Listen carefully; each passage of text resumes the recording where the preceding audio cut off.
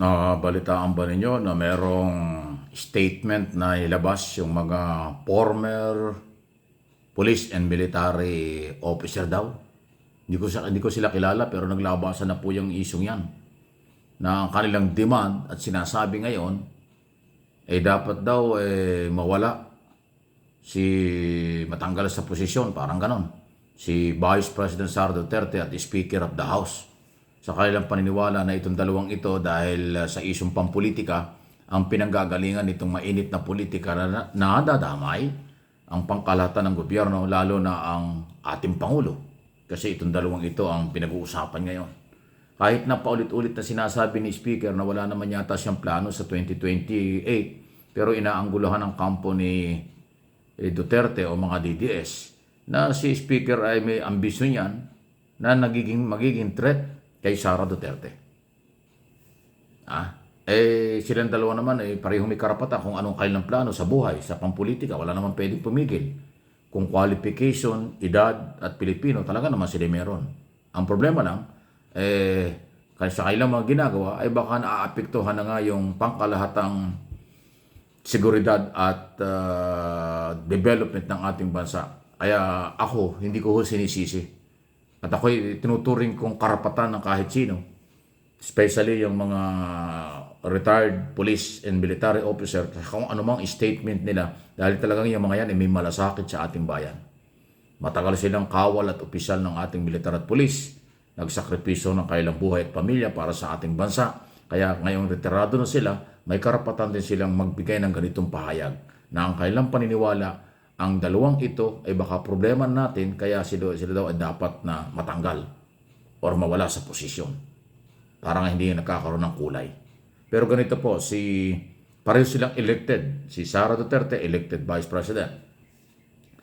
Si Martin Romualdez, elected congressman ng Tacloban. At siya naman ay inihalal din ng mga congressman bilang speaker. Kasi ang pagiging speaker po ay exclusive yan sa mga, ng paglagay ng Speaker of the House, exclusive yan sa mga congressman. Kung sino ang gusto ng congressman nila maging speaker, yun ang mangyayari.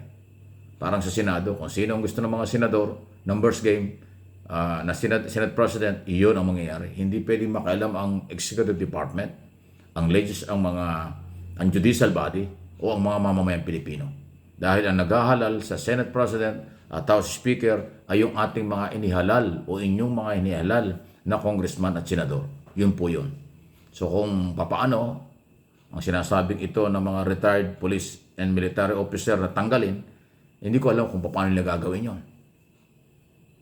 Siguro delikadesa. Kung meron silang delikadesa, pareho silang mag-resign.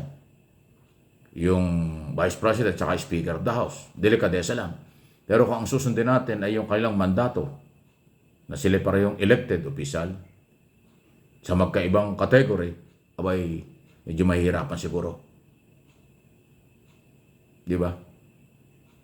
Si Sara Duterte kasi ngayon parang oposisyon na ang galaw. Hindi na siya membro ng gabinete, wala na siyang kinalaman sa Marcos administration. Si Speaker naman, malaki ang responsibilidad sa administrasyon ng kanyang pinsan na si Pangulong Marcos. Kasi Speaker of the House, liderato sa ating itong ating 19th Congress. At pag nanalo sa this coming election, ay baka siya pa rin ang maging speaker o dumagahalal ng bagong speaker pagkatapos ng eleksyon. Yun po yun Nasa mga congressman. Kung paano tanggalin si speaker, si speaker, ang mga congressman ang may control dyan. Kung paano siya tanggalin bilang congressman, ang mga butante doon sa Tacloban ang mayroong control dyan. Si Sara Duterte ganoon din. Yung kanyang term hanggang 2028. Pero kung meron din delikadesa, pwede siyang umalis. Kung wala naman, ay pwede siyang ma-impeach kasi impeachable official. So may mga tamang proseso. Itong saloobin o sinasabi ng mga retired police and military officer, yan ay sa aking pananaw ay karapatan nila. At higit sa lahat, yan po ay malayang kailang pagpapahayag na dapat ay pakinggan at respeto. Huwag nilang sabihin panggugulo o huwag nilang sabihin kung ano. Yan ay karapatan nila dahil sila ay may malasakit sa bayan. At sila po ay naglaan din ng matagal na panahon para sa bayan at ng kailang pamilya. Hindi ka naman magiging police at military officer ng ganun-ganun lang. May sakripisyong pinagdaanan po yan. Kaya mabuhay ang mga retirado at pulis at militar. Sa inyong paniniwalang yang karapatan ninyo at siyempre ang ating mga aktibong militar at pulis sa kasalukuyan, opisyal at kawal, mabuhay po kayo. Ang paghahayag ay karapatan pero mayroong limitasyon. Ang hangganan o ang proseso, mayroong ang paghahanap ng katarungan, may proseso, dapat sumunod tayo pare-pareho. Yun lang po yung aking masasabi dito. Kung ano man ho ang kahinat ganito, abangan natin. Hindi natin pwedeng pangunahan. Pero itong paghahayag na ito ay hindi ho rin pangkaraniwang iso or pangkaraniwang istorya dahil ito ay malaking grupo rin. Hindi ko man sila kilala, pero yan po ay mga retiradong police and military officer na sila'y merong karapatan sa lahat ng mga aspeto. Karanasan at pagmamahal, malasakit sa bayan, nandun yun. Kaya sana naintindihan nyo.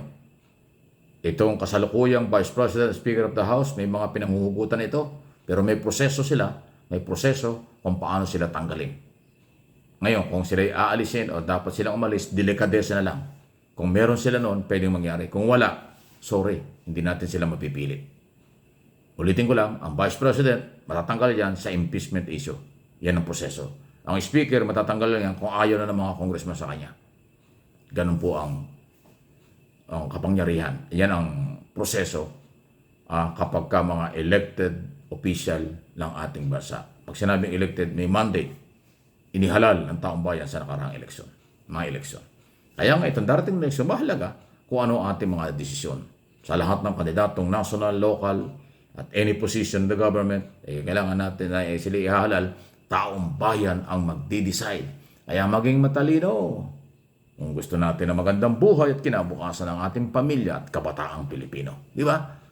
Kaya kayo mga overseas Filipino workers, mga Pilipino sa abroad na nagpa-participate sa eleksyon, hopefully mas marami makakaboto dahil computerized na talaga. Hindi na kayo maghihirap na magpunta kung saan presinto, darating na online, makakaboto na po yung ating mga Pilipino sa abroad at yung mga botante rito. Kinabukasan ng ating kabataan at bansa nakataya. Di ba? Pero sana, kung may delikadesa lang, katulad sa ibang bansa, may mga delikadesa ang mga opisyal, nagre-resign kapag kami mga issue para sa bayan, kung yun ang gagawin, palagay ko mas maganda. Suwabe. Pero kapag nanaig, nagtagumpay, inisip ay ang kanilang personal and political interest, walang magre-resign. Malabong gawin nila yan. Dahil ang sarap ng buhay ng mga nasa gobyerno, elected o appointed, iba ang kapangyarihan nila. Nasa kailang kapangyarihan, nasa kailang salapi. Kaya hindi ko nila lahat, meron umaabuso. Kaya hindi nila pinapairal ang delikadesa. Nawawala ang delikadesa. Kunwaring pagmamahal sa bayan, kunwaring pagmamalasakit. Pero ang totoo, pera, power, and money. Yan ang napakahirap nilang iwan. Naniniwala kayo? Please comment and react sa bagay na ito.